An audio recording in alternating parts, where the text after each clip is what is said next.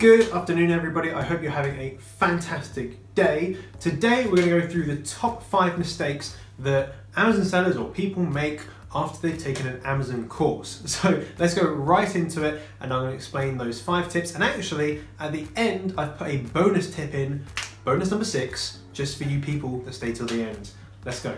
First mistake people make is buying product ideas or having someone on Fiverr give them a list of product ideas. This is a terrible idea, and the reason being is that first of all, you don't know how many other people have bought that product idea and are in the process of ordering their products and having them shipped to Amazon. So you're buying a product where you're going to get a lot of people jumping on it, you're going to have a lot of competition, and you're not going to make a profit on it.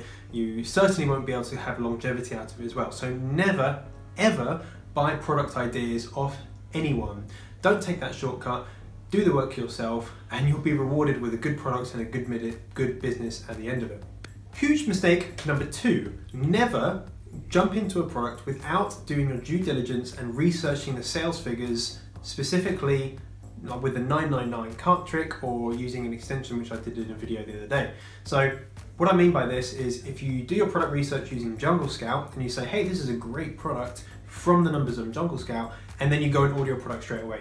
Do not do that, because Jungle Scout and all these other programs, they work based off an algorithm. They can be wrong, and actually they normally are wrong. So you need to double check your sales figures using the 999 cart trick, using Amspecty, which is a Chrome extension, using Google Trends, camel, so you can have a well-rounded view about if your product will actually sell or not. Do not base your opinion and your buying decision upon the metrics of one platform. It's a bad idea, do your research. Huge mistake number 3 is people doing exactly the same as what the competition is doing. So like if the competition has bundled one product and you bundle the exact same product, there's no point in doing that. You need to differentiate yourself from the competition. If that's different bundles, if it is a different product listing, if it's different colors, different specifications, you need to differentiate yourself and not just be another seller selling the same product, because at that point it's just going to be a price war, and you don't want to get into a price war because ultimately the price is going down and there's less profit you're going to make, and you don't want to get into that position of having to be in a price war. It's happened, we've seen it happen, and I've seen people come to me saying that's been the case with their product over and over again, and the common thing is that they haven't differentiated from their competition. So be different. The 4th biggest mistake, and this is a doozy guys, asking people in Facebook groups. So after you've taken a course on Amazon, going into the Facebook group where you think it's going to be like-minded people that will be your chums and everything like that, asking people for reviews. Do not do this at all. It is a very quick way for someone to jump on your product because you've put the hard work into finding out if your product's going to be profitable. Someone else will see you've done the hard work and they'll just steal it from you. So never, ever ask for reviews in private or public Facebook groups. Only ask people that you trust. Maybe you've done a review for them, friends or family, or basically people that you know aren't going to steal your product. And the reason being, people do this because they want the quick buck, they want to make money fast, and they don't know you ultimately, they don't know you face to face, so they'll be happy with just taking your hard work and running with it. Remember, there are snakes in the grass. Don't leave yourself open to that sort of competition, because ultimately you're giving your competition everything about your product. You don't want to do it, don't be an idiot, don't ask random people for reviews. Big mistake number 5. This is about sharing your metrics of your products with other people that are looking to become FBA sellers.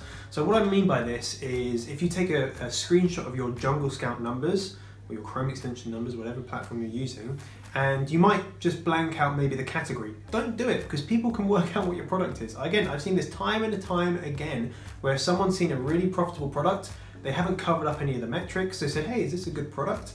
And people are going, yes, this is a good product. They've gone and found it and they've gone and sold it. Ultimately, everyone's in a bad position because they all jump on the same product because someone's identified that it's a good product. And again, you have a huge amount of competition, which means that no one's going to be able to get onto that first page and you continue to rank. Everyone's going to be a price war to the bottom. So never share your metrics, never share your selling price exactly. You give ballpark figures, never exactly, the amount of reviews, the weight, the category, anything like that. Just keep it to yourself wherever possible. Again, you're going to have to get reviews from some people, so some people will have to know your product, but at any time, if people ask for it, just politely decline to give them an answer. Bonus tip number, well, it's bonus tip number 1, but it's actual big mistake number 6 is people that use and manufacture photos. So if you go onto Alibaba and they have brilliant photos, really high quality, then you can just ask the manufacturer if you can use those photos. Now the manufacturer is going to say yes, because they want you to buy from them. Now those photos might not be theirs, it might not be their intellectual property, and they don't care if they send you the pictures and you use them. They really don't care. And they might be owned by another seller. So you thinking everything's great, the manufacturer's giving you permission to use them, you put them on your Amazon listing, and then a week later you get hit with a cease and desist letter from one of your competitors. Now you never want to be in that position.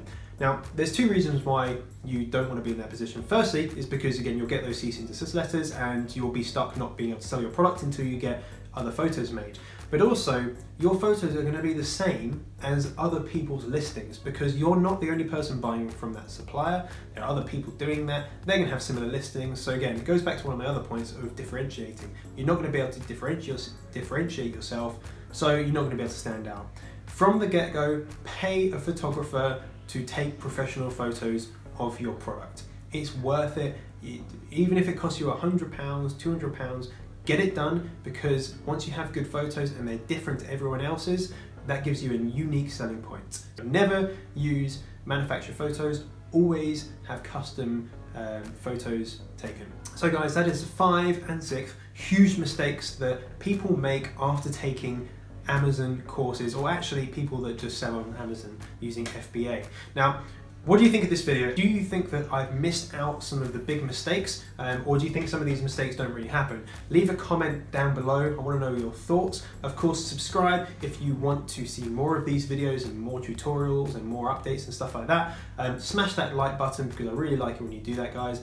And of course, stay tuned, turn on notifications so you can find out when I go live and ask me questions on a one-to-one basis. Have an awesome day, guys. Take care. Bye-bye.